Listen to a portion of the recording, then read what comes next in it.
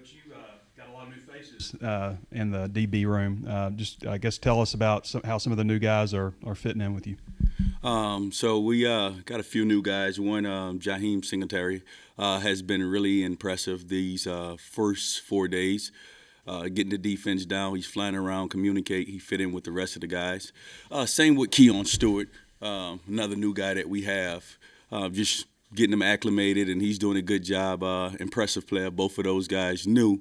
When you talk about from a freshman perspective, T.J. Metcalf, he continues to impress. If you walked on the field, you wouldn't even know he's a freshman. How he communicates, how he talk, he's impressive. Also, another guy, Jalen Braxton, has been having a really good fall camp. Also, we're just talking from a new guys or freshman perspective.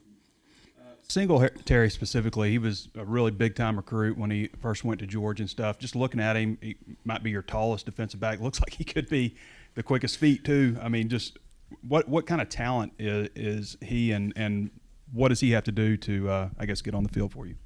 All we tell him, continue to learn the defense and communicate. He's a guy, you said he's been impressive. He's to get on the field, keep doing what he's doing, getting better, keep on elevating, right? Because if you're not getting better, you're getting worse. And over these first 4 days, he has been getting better every day. So keep on growing, and he'll be a really good player, just as you said. Walcott missed the spring. Just what have you seen from him the first 4 practices of fall camp? Another impressive guy. You can tell he's played a lot of snaps before. When he communicates, he's loud. He is confident. He flies around. He's a hitter. He can cover. Walcott, he's a great addition. Glad to have him back. Hudson moved from corner to safety last year, starting at safety right now in fall camp. What do you think about him so far? With Hudson, Hudson is a guy that could play all 5 positions, both corners, the nickel position, or either safety. From his intelligence, he gets guys lined up. He can cover. He's progressing as well. Called the nickel spot the hog the other day, so I guess y'all are using them both. But who at that position has risen up? I mean, we see Jalen Lewis with the ones, but can you tell us about that spot a little? The hog position, yes, Jalen J. Lou has been having a really good fall camp. So some other guys, we're in a position at the hog. We also have A.J. Brathwaite. That's a guy I failed to mention when we talked about the hog. Talk about new guys, which he's been impressive. Also, we got Jabray Shaw, another new guy at hog. We have some guys there. We rolling them out in and out, as we say. We still early in camp, trying to figure it out, but those guys are doing well. Do you work more with the corners and the nickels, or how do you and Marcus do this? I knew that would probably be a question. So to answer the question, so we meet as a secondary all together. Sometimes he runs the meeting. Sometimes I run the meeting. Sometimes we split up, because the reason we run it together, because we all want one voice, whether it's his voice or my voice, which if it's his voice, it is my voice. If it's my voice, it is his voice, because we're on the same page. At times we split up, where I may take the corners and he may take the safeties, and vice versa. So we work as one, make sure we always on the same page, no matter reason for doing it. Let's say he's upstairs and I'm downstairs on the game. Everybody's used to hearing that one voice, or vice versa. If I'm upstairs and he's downstairs, everybody used to hearing that one voice, and we all on the same page. Have y'all got that ironed out for game day? Who's up, who's down, or? Nah, we hadn't had the first scrimmage yet, so we don't have it ironed out yet. Dwight last year, he had a pretty good season. Then in the bowl game, I think he got a defensive MVP, McLaughlin. Just how has he looked in the spring? We didn't get to talk to you in the spring, so how do you do in the spring and then the first 3 or 4 practices this preseason? Dwight has had, in the spring, he had a good spring. He's having a great camp. With Dwight, special talent. He's coming along as a leader, being more vocal, holding himself accountable, then holding other guys accountable. Started in the spring, progressively got better throughout the summer, and then after the summer, he's continuing to do it throughout this fall camp. You see that a lot in transfers where they come in the first year and they're kind of don't want to step on anyone's toes, just trying to fit in. The next year, the ones that have more than 1 year of eligibility, they take on more of a leadership role. You see that is that pretty common with transfers? The transfer portal is probably 3 or 4 years old right now, so we all figuring it out. But yes, it's typical. You're going to a new environment, and you don't want to step on anyone's toes. And then now you get a little bit more comfortable. The second year, you've been through a spring, you've been through a fall camp, and they know you better, and it naturally starts to happen. I mean, Landon Jackson they were talking about Landon Jackson being that way the other day. That's why I kind of brought that up. Just he came in the same time he did. Okay. Welcome. Coach, I just had a couple of terminology deals. So you call it boundary corner, boundary safety. You call it field corner on the other side, and yes, sir. You call it field safety or free safety? Free safety. Free safety. Mm-hmm. Are you flipping those guys? Are you flipping them play to play? Honestly, it depends on the defensive scheme that we have in. It depends on the defensive scheme. So I mean, I just think with like offenses hurrying up, sometimes it might be hard to flip corners and stuff like that. Yeah. Well, of course, you game plan for all those type of things. So you guys are 4 practices in. You go until Wednesday, and you take some time off. Is there any thoughts to like maybe switching some things up, trying some guys at different spots, maybe a corner to a nickel or safety to nickel or corner to safety, any of that kind of stuff? Of course, that always happens because you put in dime packages, you put in quarter packages, and you have to find the best 5 or the best 6 when you talk about dime. So you're always trying to figure out, let's always get the best 5 or 6 on the field together, and so you could put the best. You could put your best foot forward. R.J. Johnson and Christian Ford, are they safeties? They're safeties, yes. So just by my count, I think you got like 9 players working over at cornerback. Is that, and so that would put like 18 guys over at safety nickel? Is that about the ratio you want, or? So Coach Pittman, like even at practice, he does a good job of, we have something called 2-spot. And it worked for us, again, because we have 2 full-time secondary coaches. And we split the secondary up, one go on this field, so-and-so, and that always mix and match. It helps with the development of the team, right? Because everybody's getting reps. If we always had one field, well, of course, people are watching and not learning. And through my experience playing and coaching, the best way to learn is by doing it. So when I'm making the mistakes or I'm doing it the correct way as a player, I am feeling it and seeing it's like, oh, I got it. Oh, yeah, Coach, I see what you're saying. I know you weren't here last year, but Hudson, a lot of times he was in the right spot, but he had trouble, making the tackles. Sam talked about that the other day. He's added about 12 pounds. I know you guys aren't tackling to the ground yet in practice, but just what have you seen from Hudson with that weight? Maybe if you looked at film last year, how he might be different. Hudson is playing stronger. He has gained weight. And corrected some technique errors within tackling. He has gotten better with angles to the ball. We always talk about near footing it, near shoulder. He has gotten a lot better with that. And then, obviously, we all know pass defense was an issue last year. You just got to look at the stats. I know it's early, spring and a few fall camp, but what sense do you have about how the pass defense is going to be improved and why?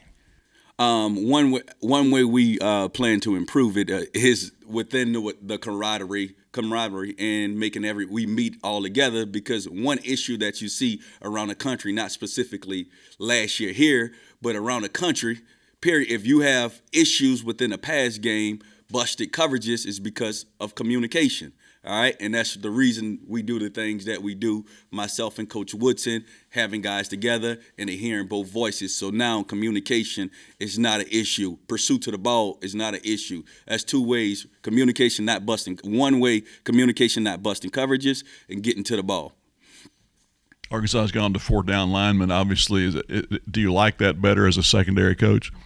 Oh, that probably would be a question for Coach T. Will. Whatever Coach wants to do, I'm with it. If it's 4 down, if it's 3 down, if it's just 3-3-5, whatever it is, I'm all for it. I support my coordinator. I support my head coach in whatever it is. Coach, you guys you weren't here, but 131 out of 131 last year in passing yards surrendered on defense. Did you know that when you took the job? And what's kind of been the thoughts with you guys, you and Coach Woodson and Coach Williams, just about turning that thing around? Because Coach Woodson, I know when he got to Florida State, one of the worst pass defenses in the country the year before, and last year I think they were 4th nationally. Myself, Coach Woodson, and the guys, we embrace the challenge. we embrace the challenge and becoming better. We're always hard on them. Don't let up, and the standard is the standard. What that expectation is, don't lower it. We always talk about, we don't talking 110%. We talking 100%. We want your best to be your best, not 95. We want it to be at 100% every single day. Talked a little bit about some of the transfers. We know a lot about Lorando Johnson because he was here, but could you touch a little bit more on Keon Stewart, what he brings to the table, and AJ Brathwaite? You know, what kind of role you might see for him also. Both of those guys, Keon and AJ, bring something to the table with their vets. They have a lot of snaps under their belt.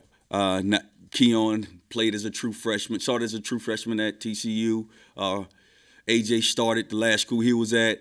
So with that being said, they bring veteran leadership game experience. And game experience is the best experience you could have when you're talking about 80,000 people, 60,000 people, however many it is. It's a little different when you're a true freshman and you made some mistakes. You can be a good player, but you still make mistakes. And now those mistakes, when you're older, you're like, oh, I remember that play from last year. So they definitely bring some veteran mentality and snaps being played to our defensive backfield. I feel like you kind of hit on it right there, but when you were adding these guys in the transfer portal, what exactly were you looking for in the guys? The first thing we look for is a fit, right? Would they fit our room? Could they fit in with the guys? Could they meet the standard of expectation is 100% every single day? The next thing when we were looking like, okay, we do need some older guys, or if we had a young guy that was a really good high school player, or older guy that made plays in college, that's the two things that we're looking for. A couple older guys, Ladarius Bishop and Malik Chavis, just what are you seeing from them so far? Oh, they're having great camps as well. Malik is having a really good camp. Communication, getting to the ball, tackling, covering. Malik is doing well, and Day he's progressing with technique things and embracing the challenge as well to get better. So is the group. Jalen Braxton, what is it about his skill set that you guys like that he's in the two deep at corner? Jalen Braxton can fly. He has really good change of direction. He's a guy, he's mature, and he wants to be a really good player. He has all the potential in the world.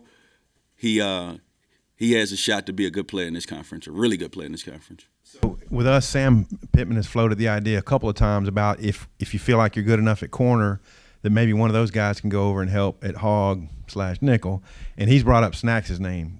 How has that progressed any further yet? Yes, he's been playing a little hog, but our mindset for the secondary period is kind of like get the best five on the field. And that's what the head coach mindset is in meetings. Like, hey, who's the best five? Let's get the best five on the field so we can put our best foot forward. You don't want to have one of your better guys on the bench because he's stacked behind, whether it's a safety or he's stacked behind a corner. Let's get the best five on the field. Recruiting question. You spent time in San Antonio. You got obviously ties to Louisiana. You spent time at Florida last year. What do you view your role as a recruiter, like territorial, and what do you think makes a good recruiter? The thing that I feel as though make a good recruiter is relationships. So with anything, when you get the initial contact, you're not asking them to trust you. Just want to hear, for them to listen to you. And now the relationship and be who you are, say who you are, right? So if I say one thing and doing something opposite, it's not matching, right? So always be true to who you are and stay consistent. Do what you say you're going to do, all right? From the aspect of area, so again, I did spend time in Texas. I spent time by birth in Louisiana and also worked at a school in Louisiana. But so that does help from a relationship standpoint, knowing people from a high school area standpoint, coaches. So your area is pretty much Texas, Louisiana as prime recruiting areas for you. I view my area wherever Coach Sam Pittman says it is to go get a defensive back. You to the other side of the ball, obviously you see these wide receivers quite a bit. Is there anybody that's giving you guys some trouble? One of the guys that's doing well, I think Armstrong. He's a good player.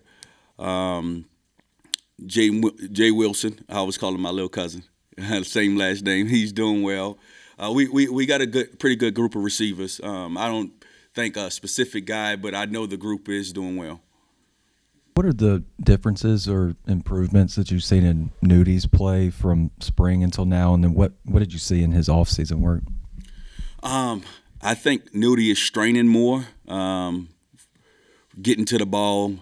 From a technique standpoint, he is getting better, the different things that we talk about and work on, and I think he's trying to get better, whether it's at home, whether it's in a weight room, or at practice. He's asking educated questions on what he should do in certain situations. I think Nudie is Dwight is coming along. Looks like it's pretty competitive in practice between the receivers and the DBs. That's always good because if one unit's whipping the other consistently, that's not good. But what have you seen, just in these first few practices between the receivers and the DBs, the competition and stuff? Exactly what you say. It's competition every day, all right? And when you talk competition every day, it is a problem if you just, which hopefully it would translate in the game if we're just dominating them every day. But it's good. They're making plays. We're making plays. And that happens. We're on day 4. We want to get to a point, hopefully, where we're making all of the plays. But at the end of the day, we're still a team. We're all together. You're making all the plays. That's not good, though, is it? Right. I mean, for the SEC schedule. I mean, and then Nudie, we asked him. I don't know how much consideration he gave to maybe coming out for the draft, but I'm sure it was a thought anyway. I would think it's good to see played. Having a guy like him back who's got SEC experience at 2 schools and is going to his second year here, how big was that, do you think, in retrospect? It's similar to the conversation we had about the last guys, getting guys that have game rep experience. So when he came in, of course, he came in from another school with game rep experience, and he is, again, continue to develop and making plays and doing well. So, Coach, appreciate you. All right, thank you. I appreciate you.